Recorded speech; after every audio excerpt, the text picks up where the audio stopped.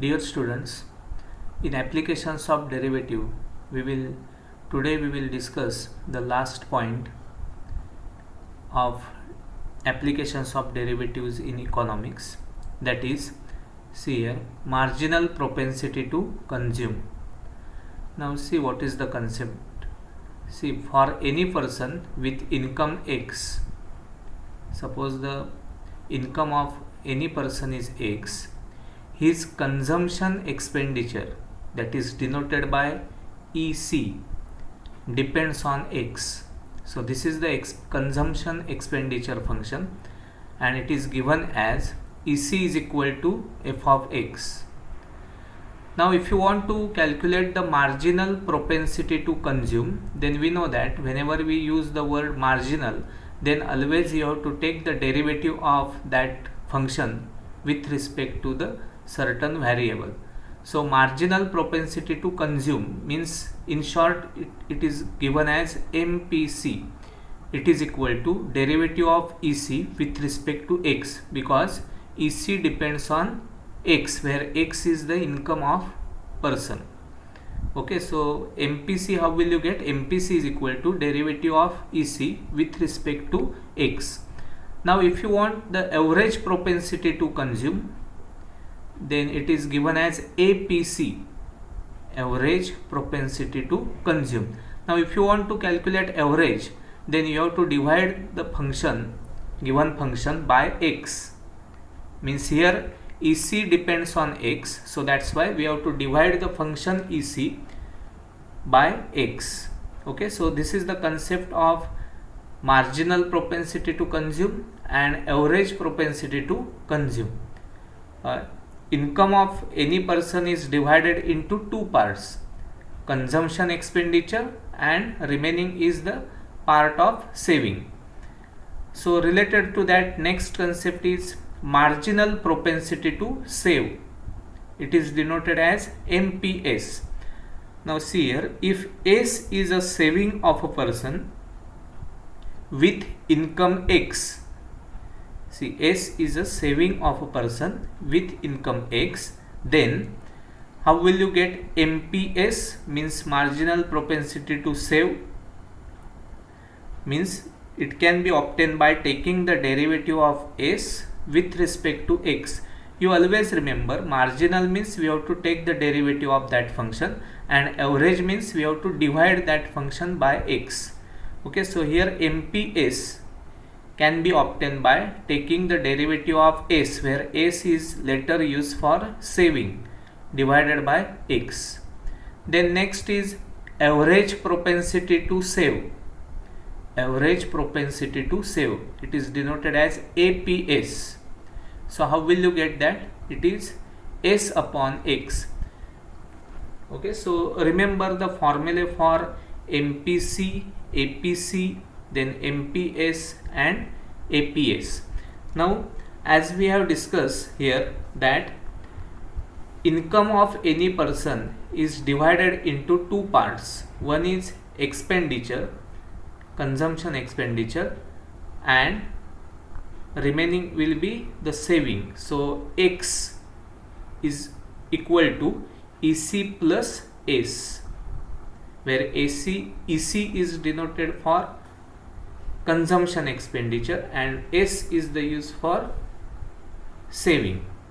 Okay, now if you differentiate this with respect to X, see here, differentiating both sides with respect to X, then what will you get?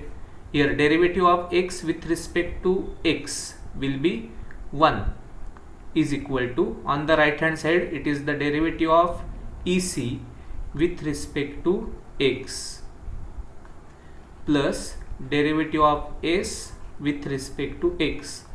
Now as per our previous knowledge, we know that 1 is equal to derivative of EC with respect to X, means it is MPC, marginal propensity to consume, plus derivative of S with respect to X means it is the marginal propensity to save.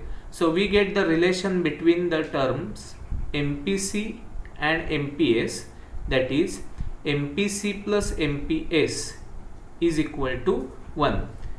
That means in problem solving, whenever you get the value of MPC, then directly you will get the value of MPS. Okay, because we have the relation between MPC and MPS, that is MPC plus MPS is equal to 1. Now consider this equation as equation number 1, that is x is equal to EC plus S. Now if you divide equation 1 by x, then what will you get? See here, x upon x is 1, then you will get on the right hand side, you will get EC upon x plus you will get S upon x.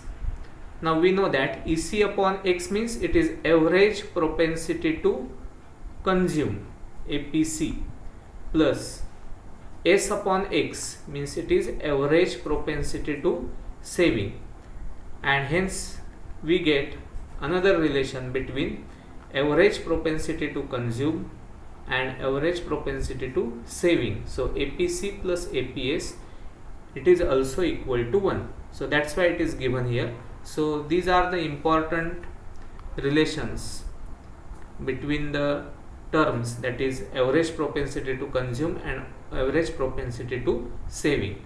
Okay, so what you have to remember, first term, that is first formula for MPC, that is derivative of EC with respect to x, where EC is the consumption expenditure, where x is called as income of a person. Then average propensity to consume, that is APC. How will you get average? By dividing by that given function by x. Then marginal propensity to consume, marginal propensity to saving. Okay, so for saving S letter is used, so MPS can be obtained by taking the derivative of S with respect to x. So this formula is also important. And then by then next is average propensity to save. Average can be obtained by dividing the function, saving function, by x. So S upon x is nothing but the average propensity to save. And then by this relation, that is x is equal to EC plus S, we get the internal relation between MPC and MPS, similarly between APC and APS. Now related to this, we will solve one example. Okay, so let us see now. Now this is the question from your exercise 4.4, question number 13.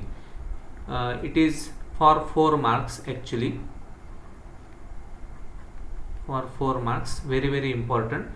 We have to find out MPC, MPS, APC and APS if the expenditure EC of a person with income I, see here, for income I letter is used, in that theory X letter is used, here it is I. So with income I is given as EC is equal to 0.0003 I square plus 0.075 I. So this function is given, that is EC is equal to f of I. Generally it is denoted as EC is equal to f of x, where x is income of a person. X is income of a person.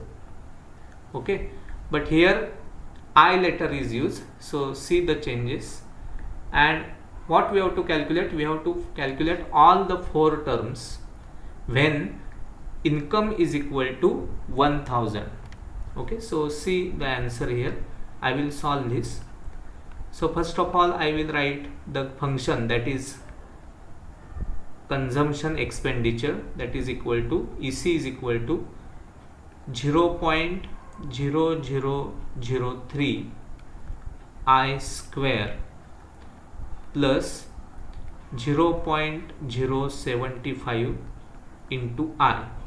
See here, 0.0003 is constant multiple of I square plus 0.075 is also constant multiple of I.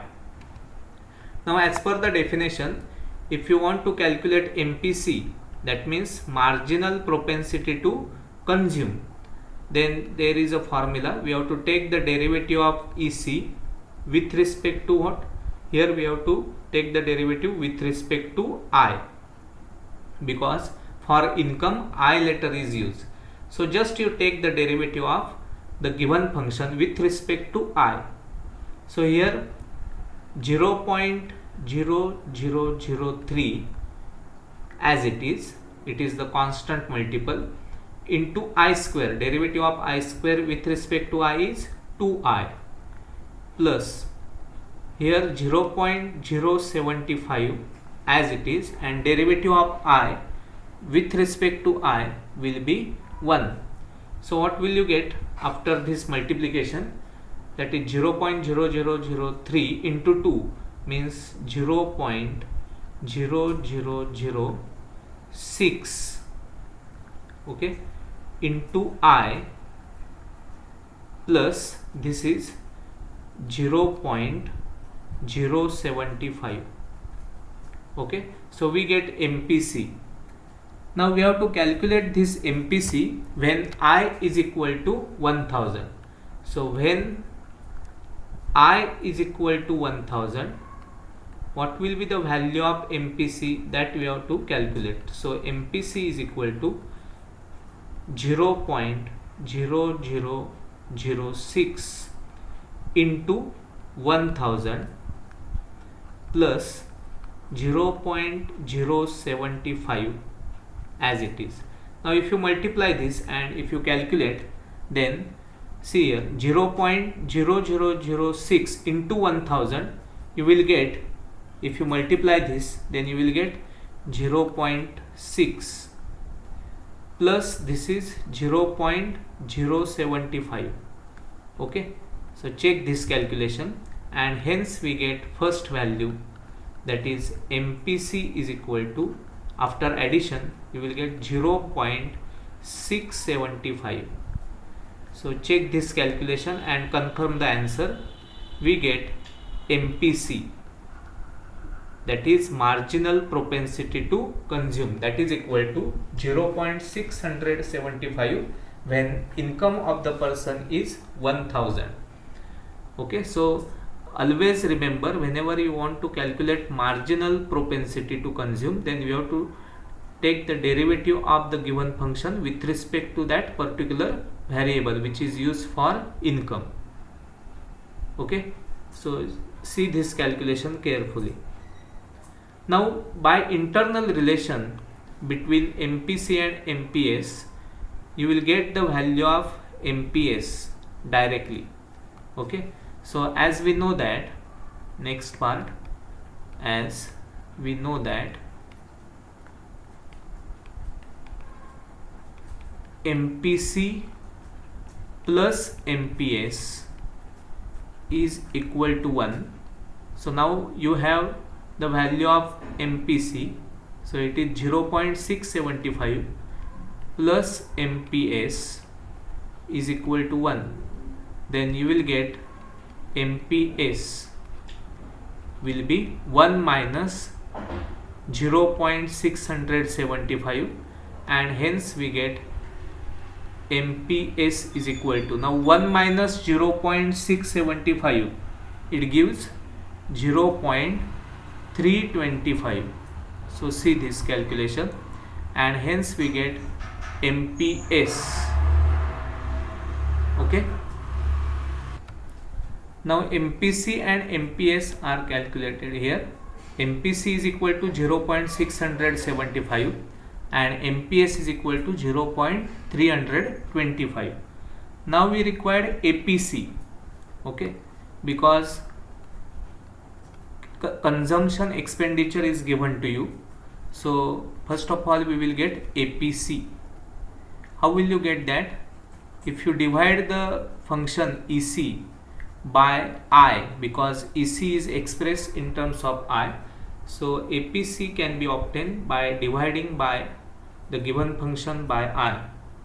So the given function is 0.0003 into I square plus 0.075 into I divided by I, and hence we get the function APC, that is 0.0003. Now dividing by I, here you will get I, plus here you will get 0.075.